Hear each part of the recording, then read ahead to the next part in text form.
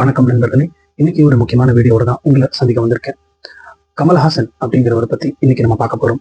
அதாவது இந்த வீடியோ ஆரம்பிக்கிறதுக்கு முன்னாடி நான் தெளிவா விளக்கிடுறேன். கமல்ஹாசன் அப்படிங்கிற ஒரு நடிகனை பத்தி நம்ம இன்னைக்கு பார்க்க போறது இல்லைங்க.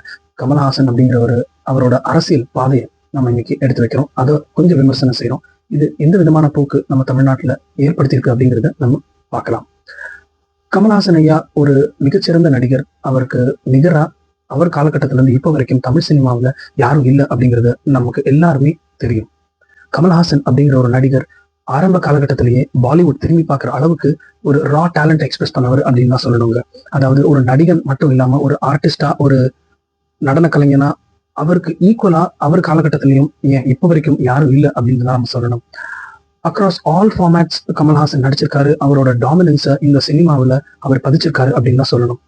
பட் அரசியல் பாதை அப்படின்னு நம்ம எடுத்துக்கிட்டோம்னா சினிமா துறையில எந்த அளவுக்கு நம்ம சாதிக்கிறோங்கிறது அரசியல்ல மாறுறதில்லை அப்படிங்கிறது இங்க நம்ம எல்லாருக்குமே தெரியும். அது முக்கியமா தமிழக மக்களா இருக்கிற நம்ம, இதுக்கு முன்னாடி இருந்த சிவாஜி ஐயாவா இருக்கட்டும், நமக்கு மிகவும் பரிச்சயமான கமல்ஹாசன் ஐயாவா இருக்கட்டும், எந்த அளவுக்கு அரசியல்ல சாதிச்சிருக்காங்க, எந்த அளவுக்கு அவங்களால பயணிக்க முடிஞ்சது அப்படிங்கிறது நமக்கு எல்லாருக்குமே தெரியுங்க. அரசியல் ரீதியா நம்ம பார்க்கணும்னா கமல்ஹாசன் இங்க என்னவா உள்ள வந்தாரு, என்ன விதமான தத்துவத்தை எடுத்து வச்சாரு, யாருக்காக பேசினாரு, மக்களுக்கு இவர் பேசுனது எந்த அளவுக்கு ரீச் ஆச்சு, இப்போ என்னவா பயணிச்சுட்டு இருக்காரு அப்படிங்கறதெல்லாம் நம்ம இங்க கொஞ்சம் யோசிக்க வேண்டிய விஷயமா இருக்குதுங்க. அதை தாண்டி திரைக்கவர்ச்சி சார்ந்த அரசியல் இங்க எந்த அளவுக்கு ஓட்டம் பிடிக்கும் அப்படிங்கிறத நம்ம இந்த வீடியோல பார்க்கலாம். இவரோட அரசியல் பாதையை தொடங்குறாரு. அதாவது மக்கள் நீதி மையம் அப்படின்ற ஒரு கட்சி ஆரம்பிக்கிறாருங்க. இப்போ இவர் ஒரு தத்துவத்தை எடுத்து வைக்கிறாரு. அதாவது நான் எந்த திராவிட கட்சி சார்ந்தும் இருக்க போறது இல்லை, எந்த தேசிய கட்சி சார்ந்தும் இருக்க போறது இல்லை, நான் இடதுசாரியும் இல்லை வலதுசாரியும் இல்லை, சென்ட்ரிசம் மையம், அதாவது மையக்கோட்டில நான் நிற்க போறேன் அப்படின்னு தான் அவர் ஒரு தத்துவத்தை எடுத்து வச்சாருங்க. அவர் இனிஷியலா ரிலீஸ் பண்ண காணொலிகள், இந்த காணொலிகள்லாம் நம்மளால மறக்கவே முடியாது அப்படின்னு தான் சொல்லுவாங்க. அதாவது அந்த நேரத்துல ஏதாவது ஒரு மாற்றம் நமக்கு வந்துடாதா, ஏற்கனவே மாறி மாறி இந்த திராவிட கட்சிகள் தான் நம்மளை ஆண்டுட்டு இருக்காங்க, இங்க பல விஷயங்கள் மாறவே இல்லை அப்படின்னு நினைச்சிட்டு இருந்த அர்பன் ஓட்டர்ஸ், அதாவது நகர்ப்புற வாக்காளர்களுக்கும் ஃபர்ஸ்ட் டைம் ஓட்டு போடுறவங்களுக்கும் இது ஒரு புரட்சியா தென்பட்டுச்சுங்க. அந்த நேரத்துல கூஸ் பம்ப்ஸ் விட்டு இவருக்கு தான் நம்ம சப்போர்ட் பண்ணணும் அப்படின்னு சொன்ன பல இளைஞர்கள்ல நானும் ஒருத்தன் அப்படின்றத இங்க பதிவு பண்ணிக்கிறேங்க. அவரோட காணொலிகள்ல முக்கியமா 2 விஷயத்தை எடுத்து வச்சாருங்க. அதாவது இந்த டிவியை உடச்சு ரிமோட்டை தூக்கி போட்டு இங்க வாரிசு அரசியலுக்கு தான் நீங்க ஓட்டு போட போறீங்களா அப்படின்னு கேட்டப்போ இங்க ஃபயர் விட்டவங்க எவ்வளவு பேர் அப்படிங்கிறது நமக்கே தெரியும் நினைக்கிறேன். இந்த மாதிரியான பேச்சுக்கள்லாம் கேட்டுட்டு சென்ட்ரிசம்னு ஒரு புது கான்செப்ட் வந்திருக்கு, இது என்ன அப்படிங்கறது நிறைய தெரிஞ்சுக்கணும் அப்படின்னு சொன்ன பல பேர் இங்க இருக்காங்க. இந்த திராவிட அரசியல் இல்லாம புதுசா ஒருத்தவங்க இங்க வந்திருக்காங்க அப்படின்ற எண்ணத்திலேயே இங்க பல இளைஞர்கள் ஒரு தென்றல் காற்று அனுபவிச்சாங்க அப்படின்னு தான் நம்ம சொல்லணும். அரசியல் அப்படின்றது தமிழ்நாடு காலத்துல இந்த மாதிரியான காணொலிகளாலேயோ, இந்த மாதிரியான பேச்சுக்களாலேயோ, இந்த மாதிரியான மக்கள், அது எஸ்பெஷலி ஃபர்ஸ்ட் டைம் ஓட்டர்ஸோட எதிர்பார்ப்புனாலேயோ ஆனது கிடையாதுங்க. இது இவ்வளவு அறிவார்ந்த கமல்ஹாசன் ஐயாவுக்கு தெரிஞ்சிருக்கும்னு நினைக்கிறேன். அதனால என்னவோ தெரியல, அவர் முதல்ல களத்துல இறங்கின 2019 நாடாளுமன்ற தேர்தலில் அவர் நிக்க கூட இல்லைங்க. ஏன்னா இவ்வளவு தெரிஞ்ச கமல்ஹாசன் ஐயாவுக்கு இது நல்லாவே தெரிஞ்சிருக்கும்னு நினைக்கிறேன். அந்த எலெக்ஷன்ல அவங்க ஒரு சீட்டு கூட ஜெயிக்கல அப்படின்றது இங்க குறிப்பிடத்தக்கதுங்க. இது ஒரு முக்கியமான பாடத்தை நமக்கு புகட்டுதுங்க. அதாவது என்னதான் நமக்குன்னு ஒரு கணிசமான வாக்குப்பதிவு இருந்தாலும் சரி, நம்ம கிட்ட ஒரு புதுமையான ஒரு ஐடியாலஜி இருந்தாலும் சரி, இங்க கட்டமைப்பு சரியா இல்லை அப்படின்னாலே நம்மளால அரசியல்ல அடுத்த கட்டத்துக்கு போக முடியாது அப்படிங்கிறத தமிழக அரசியல் காலம் பல ஆண்டுகளாவே எல்லாருக்கும் கற்பிச்சிருக்கு அப்படின்றத நம்ம சொல்லணும். இதுதான் மக்கள் நீதி மையத்துக்கு ஊதப்பட்ட முதல் சங்கு அப்படின்னு நம்ம எடுத்துக்கலாங்க. ஏன்னா இங்க நல்ல ஒரு ஐடியா இருந்தது, மக்களுக்கு நல்லது செய்யணும் ஒரு எண்ணம் இருந்தது, அவர்கிட்ட ஒரு புதுவிதமான ஐடியாலஜி இருந்தது. ஆனா அது வாக்கா மட்டும்தான் இருந்ததே தவிர அவர் கட்சி ப்ராக்ரஷனுக்கு அது ஹெல்ப் பண்ணல அப்படின்றதான் இங்க முக்கியமான ஒரு விஷயமா இருக்குதுங்க. இப்படி அரசியல் காலத்துல பயணிச்சுட்டு வந்த கமல்ஹாசன் அவர்கள் 2021 கோயம்புத்தூர் சவுத்தில் நிக்கிறாருங்க. அங்க நம்ம வானதி அம்மாக்கு அகேன்ஸ்டா நின்று ஒரு கணிசமான வாக்கு எடுக்கிறாருங்க. கடைசி வரைக்கும் போராடி ஒரு 2000 வாக்கு வித்தியாசத்துல அவர் தோக்குறாரு.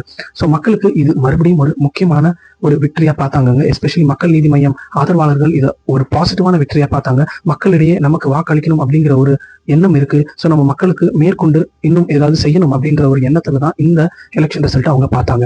ஒரு தடவை ஜெயிச்சிட்டாங்களோ இல்ல ஒரு தடவை ஜெயிக்கிறதுக்கு பக்கத்துல வந்தது மட்டும் இங்க அரசியல் கிடையாதுங்க. அதுல அந்த வெற்றிக்கு பக்கத்துல வந்ததை அவங்க எப்படி மக்களிடையே பாசிட்டிவா எடுத்துட்டு போறாங்க, அதை வச்சு அவங்களோட சித்தாந்தத்தை எப்படி மக்களிடையே பரப்புறாங்க அப்படிங்கிறது தான் இங்க ரொம்ப முக்கியமா இருக்கு. இதை மக்கள் நீதி மையம் செஞ்சாங்களா அப்படின்னு கொஞ்சம் யோசிச்சு பார்த்தா இல்ல அப்படின்றது தான் இங்க உண்மையா இருக்குதுங்க. மக்கள் நீதி மையம் என்ற கட்சியோட பாதையில இதுக்கப்புறம் அதுதான் நடந்ததுங்க. ஏன்னா இதுக்கப்புறமா அவங்களோட ஓட்டு கணிசமா இம்ப்ரூவ் ஆகும், அவங்க மக்கள் கிட்ட இருக்க எதிர்பார்ப்பு அதிகரிக்கும் அப்படின்னு நம்ம நினைச்சிட்டு இருந்த காலகட்டத்துல கட்சியில பல குளறுபடிகள் நடக்குதுங்க. முக்கியமான நபர்கள் கட்சியில இருந்து வெளியேறாங்க, எக்ஸிகியூட்டிவ் கமிட்டியில இருக்க முக்கியமான மெம்பர்கள் வெளியில போறாங்க. முக்கியமா இவங்க எல்லாருமே மத்த கட்சிக்கு தாவறாங்க. கிராஸ் ரூட் லெவல்ல இருக்கிற கேடர்ஸ் எல்லாருமே சோர்வாயிடுறாங்க, ஒரு மோட்டிவேஷன் இல்லாம ஆயிடுறாங்க. இதுக்கு எல்லாருமே தலைமை சரியில்லை அப்படின்றதுதான் இங்க ஒரு முக்கியமான கிரிட்டிசிசமா எடுத்து வைக்கிறாங்க. ஒருத்தரா கட்சியில இருந்து போய் கடைசியில மக்கள் நீதி மையம் அப்படின்ற கட்சியில மக்கள் யாரும் இல்லைங்க, அது பேர்ல மட்டும்தான் இருக்கு. சோ இந்த கட்சி இதுக்கப்புறம் என்ன ஆகும் அப்படின்னு மக்களிடையே ஒரு சின்ன எதிர்பார்ப்பு இருந்துட்டு தான் இருந்தது. ஐயா கமலஹாசன் நினைச்சிருந்தா மேற்கொண்டு அவர் சித்தாந்தத்தை பரப்பி மேல போயிருக்கலாங்க. ஆனா நடந்தது என்னவோ அது கிடையாது. கமலஹாசன் ஐயா அந்த காலகட்டத்தில இருந்தே ஒரு ஃபார்வர்ட் திங்கர் அப்படின்னு தான் சொல்லணுங்க. இன்னும் முக்கியமா சொல்ல போனோம் அப்படின்னா அவரோட படங்கள்ல அவர் சொல்ல வர்றதும் படங்கள்ல அவர் எடுத்துரைக்கிற விஷயங்கள் நிறைய பேருக்கு ரீச்சே ஆகல. அவங்களால அதை புரிஞ்சு கொள்ள அளவுக்கு அந்த விவரம் இல்லை அப்படின்றதான் சொல்லப்படுது. ஸோ அதே மாதிரி அவர் ஐடியாலஜியும் சரி, அவர் சொல்ல வந்த விஷயங்களும் அரசியலையும் மக்களுக்கு போய் சேரலையோ அப்படின்ற ஒரு கேள்வி இங்க வருதுங்க. ஏன்னா அவரோட சித்தாந்தம் அப்படிங்கிறது எப்பயுமே யாருக்குமே புரியல, அது ரீச்சும் ஆகல. அதனாலதான் இங்க ஒரு அரசியல் கட்சியை அவர் ஃபார்ம் பண்ணாலும் மக்களுக்கு நல்லது செய்யணும்னு அவர் நினைச்சிருந்தாலும் அவரால் ஒரு ஃபார்வர்டா அவர் கட்சியோ இல்ல மக்களையோ எடுத்துட்டு போக முடியல அப்படின்றது இங்க உண்மையா இருக்குது. தன்னோட பொது வாழ்க்கை அப்படின்னு எடுத்துக்கிட்டா கூட கமல் எப்பயுமே தனியா தான் இருந்திருக்காருங்க. அதாவது இதை நான் ஒரு குறையா சொல்லலைங்க. ஹைலி இன்டெலெக்சுவலா இருக்கிறவங்க எப்பயுமே நிறைய பேர் கூட அவங்களால ஒரு குரூப்பா இருக்க முடியாதுங்க. கமல்ஹாசன் அப்படின்ற ஒரு மாபெரும் நடிகனுக்கு சினிமா துறையில பல நண்பர்கள் இருந்தாலும் அவரு பெரும்பாலும் தனியா தான் இருந்தார் அப்படிங்கறத நம்மளால மறக்கவே முடியாதுங்க. அரசியல் பாதையில இது எந்த அளவுக்கு வேலை செய்யும் அப்படிங்கிறது அவரோட கட்சியோட நகர்வுகள் நமக்கு தெரியப்படுத்திருக்கு. அதாவது அரசியல்ல நம்ம எப்பயுமே ஒரு கூட்டத்தை எப்படி வழி நடத்தணும் அப்படிங்கிற ஒரு மென்டாலிட்டியோட இருக்கிறவங்களால மட்டும்தான் சர்வைவ் ஆக முடியும். ஒண்ணு, அதாவது தான் இல்லை என்றாலும் கூட எனக்கு கீழே இருக்கிறவங்க இந்த கட்சியை நடத்த முடியும் அப்படிங்கிறது அந்த டிஸ்ட்ரிபியூஷன் ஆஃப் பவர் அது ரொம்ப முக்கியம் அரசியல்ல. அது இந்த கட்சிக்குள்ள இல்லை அப்படிங்கிறது கட்சியில இருந்த முக்கியமான நபர்களே சொல்லியிருக்காங்க. அதாவது தலைமை சரியில்லை அப்படிங்கிறது தான் இவங்க வெளியேறின முக்கியமான காரணங்கள் அப்படின்னு சொல்றாங்க. அதாவது புதுசா வந்தவங்களுக்கு முக்கியத்துவம் கொடுக்கப்பட்டு முக்கியமா கட்சிக்கு கான்ட்ரிபியூட் பண்ணவங்க, முக்கியமா கட்சியை மேல் எடுத்து கொண்டு போகணும்னு நினைச்சவங்களுக்கு இங்க முக்கியத்துவம் கொடுக்கப்படலை அப்படின்னு தான் இங்க சொல்லப்படுதுங்க. யாருக்குமே அவங்களுக்கு உண்டான ஃப்ரீடமோ கட்சியில அவங்களுக்கு உண்டான ரோல்களோ கரெக்டா அசைன் பண்ணப்படலை அப்படின்னா அந்த கட்சி ப்ராக்ரஸ் ஆகாது அப்படிங்கிறதுக்கு இது முக்கியமான எக்ஸாம்பிளா இருக்காங்க இந்த மக்கள் நீதி மையம். இப்படியே பயணிச்சுட்டு இருந்த கமல்ஹாசன் ஐயா அதுக்கப்புறம் விக்ரம் அப்படின்ற ஒரு மிகப்பெரிய படத்தை கொடுக்குறாங்க. இது ஒரு குளோபல் ஹிட் ஆயிடுதுங்க. அவருக்கு இத்தனை வருஷங்களா அவர் சரிவு மேற்கொண்டுட்டு இருந்தாரு. அதாவது கடந்த சில படங்கள் அவருக்கு சரியாக ஓடல. விஸ்வரூபம் 2 இருக்கட்டும், உத்தம வில்லனா இருக்கட்டும், இந்த மாதிரி படங்கள் சரியா ஓடாத தருணத்துல இருந்த கமல்ஹாசன் அவர்களுக்கு இந்த விக்ரம் அப்படின்றது ஒரு 200-300 crores மேசிவ் ப்ராஃபிட் எடுத்தது அவருக்கு ஒரு மிகப்பெரிய உற்சாகத்தை கொடுத்ததுங்க. பல இன்டர்வியூல நம்மளும் பார்த்திருப்போம். அவரு சொன்ன டைலாக்ஸ், அதாவது இதுக்கு மேல என்னை இப்படியே விட்டுட்டா கூட இந்த மாதிரியான படங்கள் என்னால நடிக்க முடியும், 200 கோடி 300 கோடி வருவாய் ஈட்டி தர படங்கள் என்னால நடிக்க முடியும் அப்படின்றத பெருமையாவே அவர் பேசியிருக்காருங்க. விக்ரமோட வெற்றி விழா அப்படின்றத நம்ம எடுத்துட்டோம்னா அது ஒரு முக்கியமான டேர்னிங் பாயிண்டா நான் பாக்குறேன். ஏன்னா இதுக்கப்புறமா விக்ரம் ஒரு மேசிவ் ஹிட் ஆனதுக்கு அப்புறம் உதயநிதி ஸ்டாலின் அவர்கள் கூட ஒரு நெருக்கம் ஏற்பட்ட மாதிரி எனக்கு தோணுச்சுங்க. ஏன்னா அவரு அதுக்கப்புறம் வந்த இன்டர்வியூக்களையும் சரி, அதுக்கப்புறம் உதயநிதி ஸ்டாலின் அவர்கள் கூட அசோசியேஷன் ஆனது ஒரு மிகப்பெரிய அளவுல இந்த கட்சி நகர்வை பாதிச்சிருக்கு அப்படின்னு சொல்லலாம். அதாவது இவ்வளவு பெரிய படங்கள் நம்மளாலையும் தர முடியுது, அப்ப நம்ம கமர்ஷியல் சினிமால இன்னும் நமக்கு ஒரு மைலேஜ் இருக்குது அப்படின்றத கமலுக்கு நினைவூட்டின படம் விக்ரமா இருக்கலாம். இதுக்கப்புறம் அவரோட அரசியல் நகர்வுகளை நம்ம பார்த்தோம் அப்படின்னா திராவிட அரசியலை விமர்சிக்கிறது கொஞ்சமாக கம்மியாயிட்டே வந்துச்சு. ஸோ அவரோட நெருக்கம் திராவிட கட்சிகள்ல இருந்தவங்க கூட அதிகரிச்சிருச்சு அப்படின்னு தான் சொல்லலாம். இதே பாதையில போயிட்டு இருந்த கமல்ஹாசனுக்கு இப்பதான் ஒரு திருப்பு முனை ஏற்படுதுங்க. அதாவது ஒரு எம்பி சீட் வழங்குறாங்க. மக்கள்லாம் உங்களுக்கு தேர்ந்தெடுக்க வேண்டாம் ஆண்டவரை, நாங்களே உங்களை ராஜ்யசபா எம்பியா எடுத்து நிறுத்துறோம் அப்படின்னு டிஎம்கே எல்லாரும் சொல்ல கமல்ஹாசன் ஐயா எம்பி ஆகிறாருங்க. எந்த திராவிட அரசியலை எதிர்த்து அவர் கட்சி ஆரம்பிச்சாரு, எந்த திராவிட அரசியலை எதிர்த்து அவர் உள்ள வந்தாரோ, எந்த விதமான கான்செப்ட் அவர் மக்கள் கிட்ட எடுத்துட்டு போகணும்னு நினைச்சாரோ, எந்த டிவியை உடைச்சாரோ அவங்க கூடயே கை கொடுத்தது மக்கள் நீதி மையத்தை சார்ந்தவங்களுக்கும் மக்கள் நீதி மையமுக்கு இன்னும் இந்த அரசியல் களத்துல கொஞ்சம் பாக்கி மரியாதை இருக்கு அப்படின்னு நினைச்ச பல கிராஸ் ரூட் லெவல் கேடர்ஸ்க்கும் ஒரு மிகப்பெரிய ஏமாற்றமா இருந்ததுங்க. அதாவது சுயநல அரசியல் தான் இங்க ஜெயிக்கும் அப்படின்றதுக்கு இங்க ஒரு எக்ஸாம்பிளா இருக்குதுங்க. நான் கமல் ஐயாவை குறை சொல்லவே விரும்பலைங்க. அதாவது சினிமா துறையில எண்ணற்ற சாதனைகளை பண்ணியிருக்காரு. அரசியல்ல ஏதாவது ஒண்ணு செய்யணும் அவ்வளவு நினைச்சிட்டு ஒரு நல்ல எண்ணத்தோட தான் உள்ள வந்திருக்காருங்க. அதாவது தன் கையில பவர் இருந்தாதான் நம்மளால ஏதாவது செய்ய முடியும் அப்படின்னு அவர் நினைச்சிருக்கலாம். ஆல்டர்னேட்டிவ் பாலிட்டிஷியன் அப்படியா இருந்த ஒரு கமல்ஹாசன் இப்போ ஒரு அகாமடேட்டிவ் இன்டெலெக்ட் ஆயிட்டாரா அப்படின்றது இங்க பல பேரோட கேள்வியா இருக்குதுங்க. அதாவது திராவிட முன்னேற்ற கழகத்துக்கு இந்த மாதிரியான ஒரு திரை கவர்ச்சியோட இருக்கிற யாரா இருந்தாலும் தன் கட்சியில சேர்ந்தா அவங்களுக்கு ஒரு பாசிட்டிவா இருக்கும் அப்படின்னு அவங்க எண்ணிருக்கலாம். அதனால கூட கமல்ஹாசன் அவங்க சைட்ல திருப்பி இருக்கலாங்க.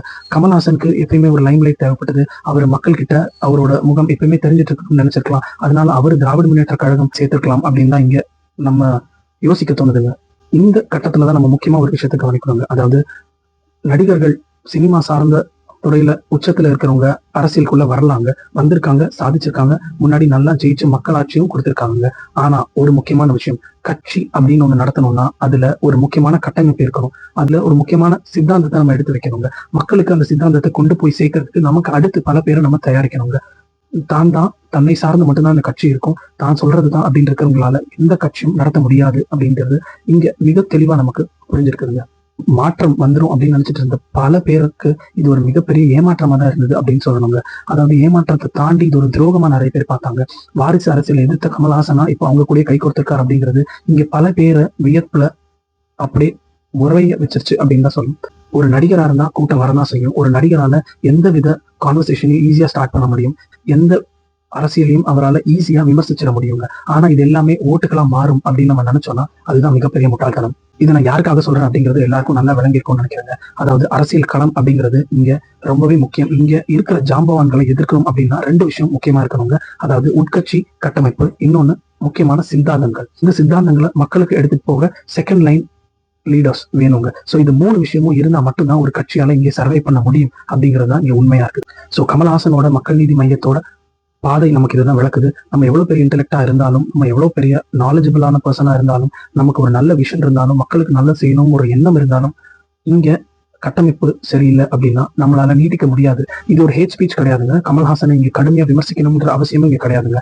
அதாவது மக்கள் சிந்திக்கணும் அப்படிங்கறத மட்டும்தான் நான் இங்க முக்கியமா சொல்றேன். ஸோ உங்களுக்கு நல்லது செய்யணும்னு ஒருத்தவங்க வராங்க அப்படின்னா எந்த அளவுக்கு அந்த விஷனை உங்களால கேரி ஃபார்வர்ட் பண்ணி கொண்டு போக முடியும் அப்படின்னு யோசிங்க.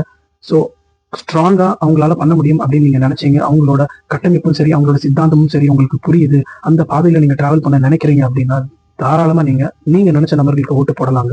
கமல் ஃபேன்ஸ் யாரும் என்ன திட்ட வேண்டாம் அப்படின்றது இந்த காணொலியில் நான் பதிவு பண்ணிக்கிறேன். மேலும் இன்னொரு வீடியோல சந்திக்கும் வரை உங்களிடமிருந்து விடைபெறுவது உங்கள் டாக்டர் கிரிட்டிசன். தேங்க்யூ. இந்த வீடியோ உங்களுக்கு பிடிச்சிருந்தா லைக் பண்ணுங்க, சப்ஸ்கிரைப் பண்ணுங்க, உங்களுக்கு பிடிச்ச ஃப்ரெண்ட்ஸுக்கு ஷேர் பண்ணுங்க.